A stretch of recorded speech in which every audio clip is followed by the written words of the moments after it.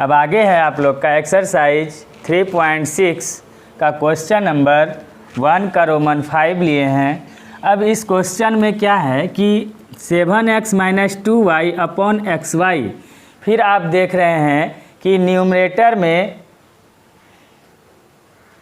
7x - 2y है, जबकि denominator में आपका xy है। कहने का मतलब हर में आपका क्या है तो वेरिएबल है, और इस इक्वेशन में भी हर में क्या है आपका डिनोमिनेटर में वेरिएबल है। तो इसको एक लीनियर इक्वेशन के फॉर्म में आपको लाना है। तो इसके लिए क्या करेंगे कि एक्स वाई जो नीचे है उसको सबसे पहले हम लोग क्या करें, स्प्लिट करें, यहाँ पर तोड़ें। तो इस तरह से अगर हम लिखते हैं कि 7x upon X Y minus 2y upon X Y equal to 5, इस तरह से हम लोग लिख सकते हैं।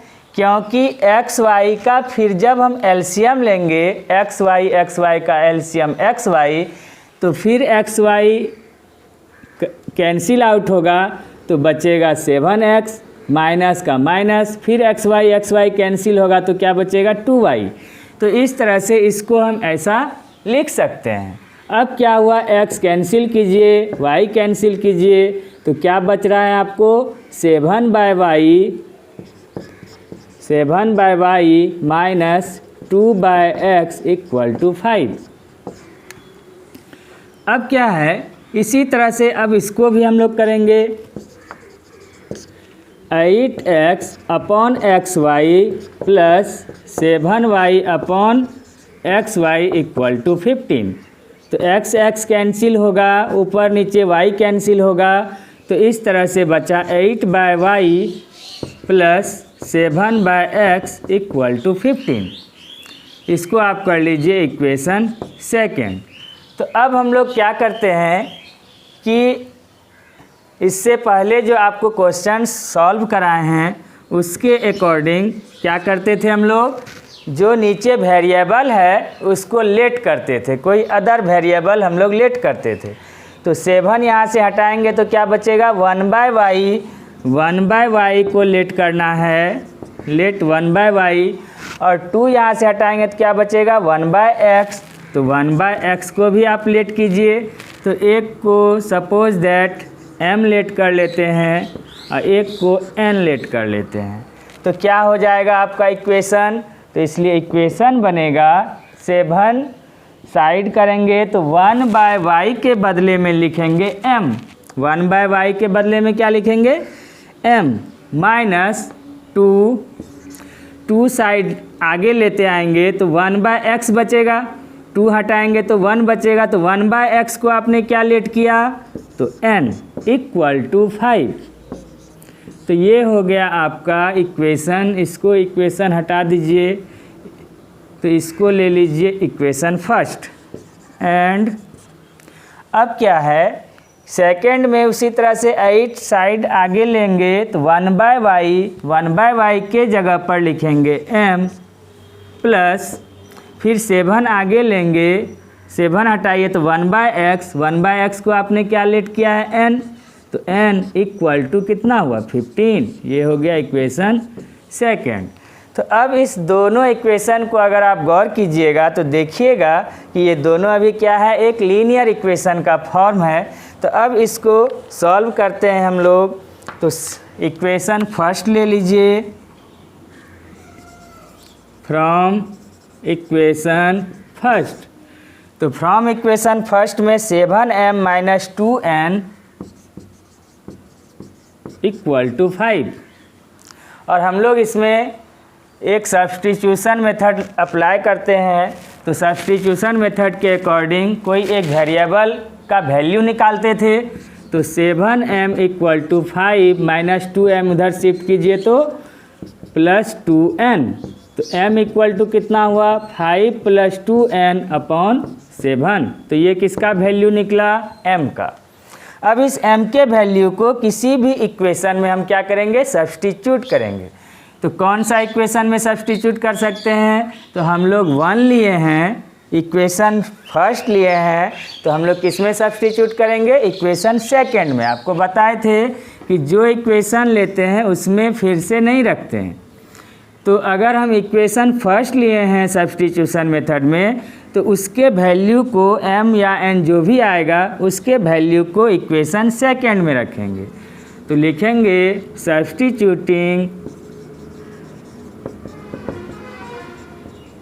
Substituting the value of m in equation second. समीकरण 2 में m का मान प्रतिस्थापित करने पर, तो इक्वेशन सेकंड है 8m + 7n = 15। तो जहाँ पर m है उसके स्थान पर सब्स्टिट्यूट हो जाएगा 5 + 8 × m के स्थान पर 5 + 2n / 7 + 7n = 15। तो अब आप क्या कीजिए, यहाँ पर 7 एलसीएम ले लीजिए।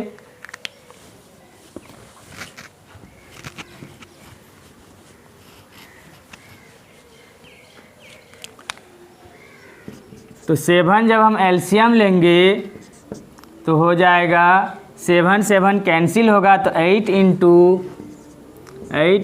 5 + 2n प्लस और 7 एलसीएम लिया तो 7 से मल्टीप्लाई होगा तो 7 7 जा 79n = 15।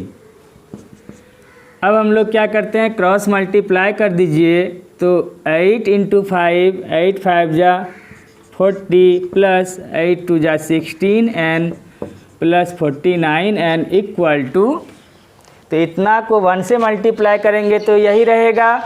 और 7 × 15 105 105 हो गया। अब n वाले को ऐड कीजिए, प्लस है तो 49n + 16n 65n = 105 + 40 उधर शिफ्ट करेंगे -40। तो 65n = 105 में 40 माइनस कीजिए तो 65। तो n = आ गया 65/65 कैंसिल होगा 1 बार में तो n कितना निकला 1। तो अब इस n के वैल्यू को किसी भी इक्वेशन में हम क्या करेंगे, सब्स्टिट्यूट करेंगे तो हमको क्या मान निकलेगा m का।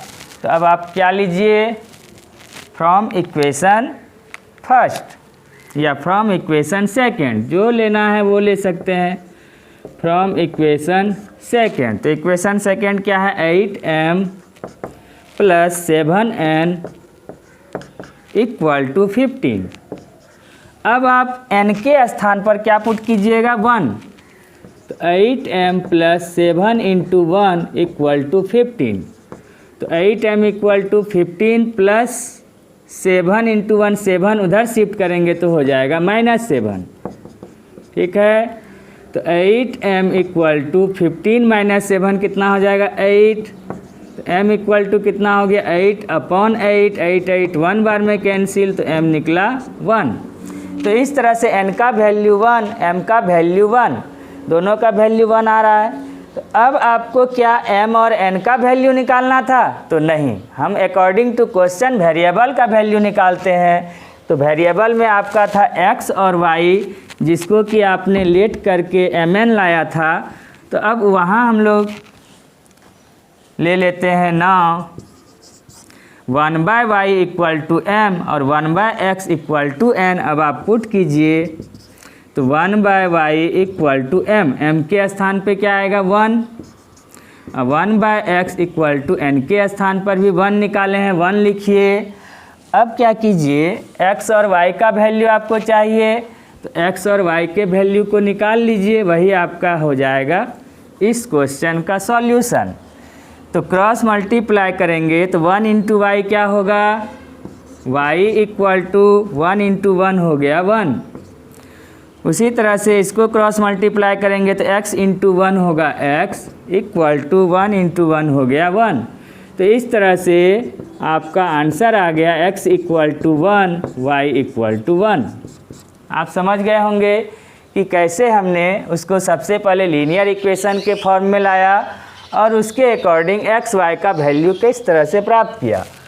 अब आगे जो क्वेश्चन है आपका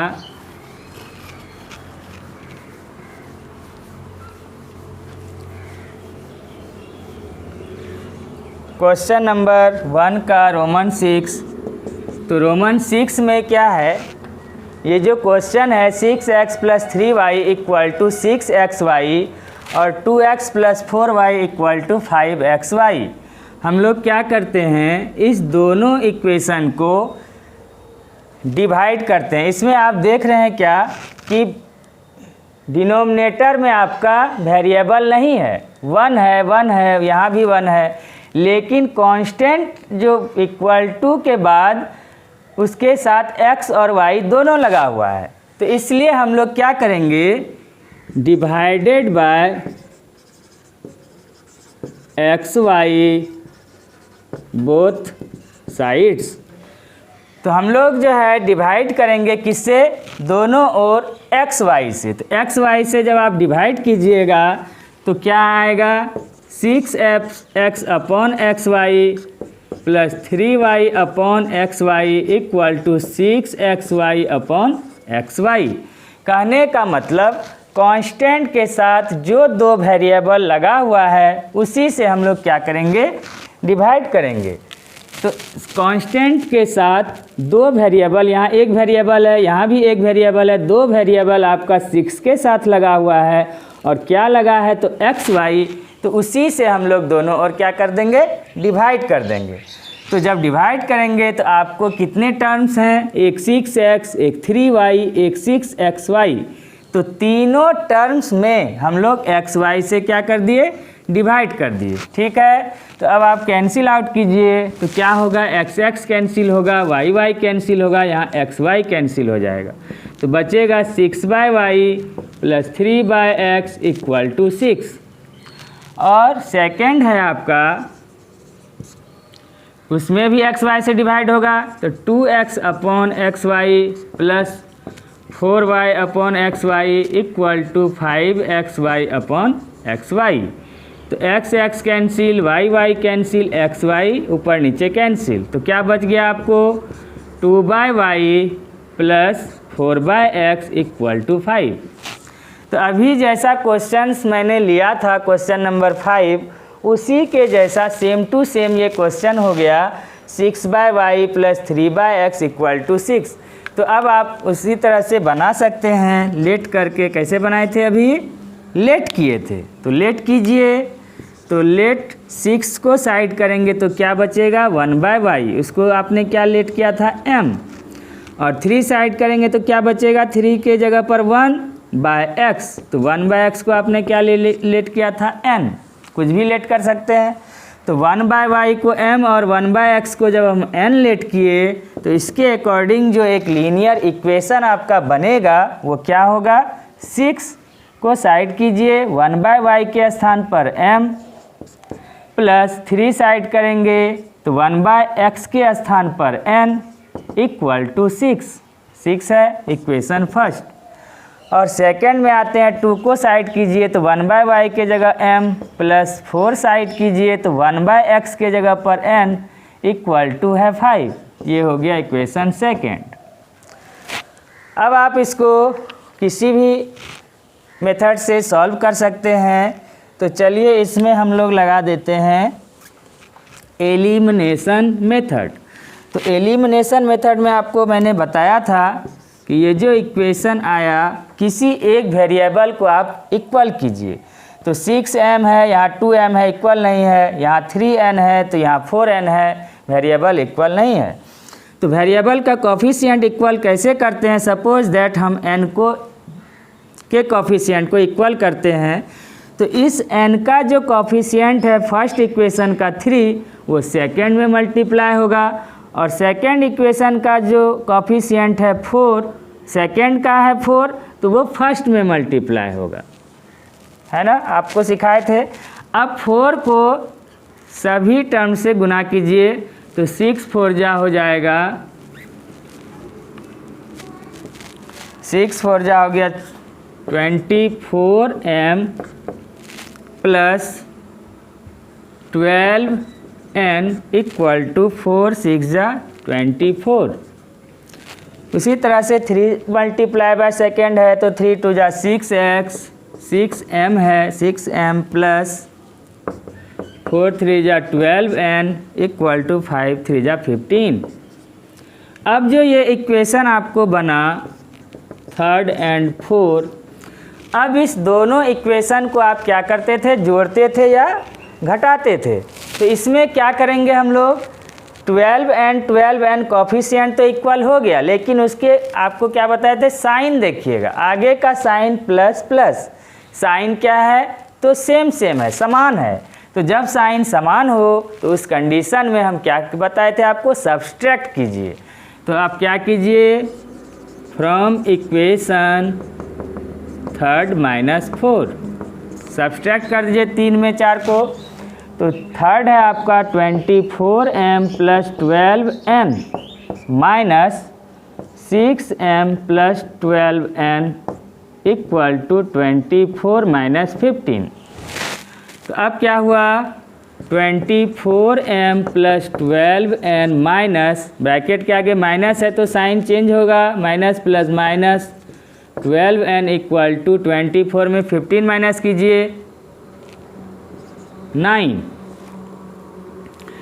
तो इस तरह से plus 12n minus 12n cancel out हो गया, 24m माइनस 6m कितना हो जाएगा, तो 24 में 6 माइनस करेंगे तो होगा 18m equal to 9, m equal to 9/18, 9 2 जा 18, इसलिए m क्या निकला, ऊपर 1 नीचे 2 तो 1/2। अब इस m के वैल्यू को किसी भी एक इक्वेशन में पुट करेंगे तो हमें क्या मिलेगा, n का वैल्यू। तो आप निकालिए फ्रॉम, या लिखेंगे substituting this value in equation first, समीकरण 1 में इस मान को रखने पर, मतलब m का जो वैल्यू 1/2 आया है वो इक्वेशन फर्स्ट में रखेंगे तो 6m plus 3n equal to 6। तो m के स्थान पे 1/2 आएगा तो 6 into 1/2 plus 3n equal to 6। तो 2 3 जा 6, तो 3n इक्वल टू 6 प्लस 3 उधर शिफ्ट करेंगे तो हो जाएगा माइनस 3। तो 3n इक्वल टू 6 माइनस 3, तो n इक्वल टू 3/3 हो जाएगा। 3 3 कैंसिल 1 बार में, तो n कितना निकला 1। अब जब m और n का मान आप निकाल लिए तो उसको आप किस में पुट कीजिएगा, आपको तो x y का वैल्यू निकालना है, तो उसके अकॉर्डिंग जो आपने माना था वहाँ से ले लीजिए और x y का वैल्यू इजी वे में निकालिए। तो now 1/y equal to m और 1/x इक्वल टू हम माने थे n, 1/x equal to n। अब आप क्या करेंगे, 1/y इक्वल टू m कितना निकाले हैं, तो m निकला था 1/2 और 1/x इक्वल टू n आप निकाले हैं n equal to 1। Cross multiply कीजिए तो 1 इंटू वाई हो गया y इक्वल टू 2 इंटू 1 2। तो इस तरह से y का वैल्यू आया 2।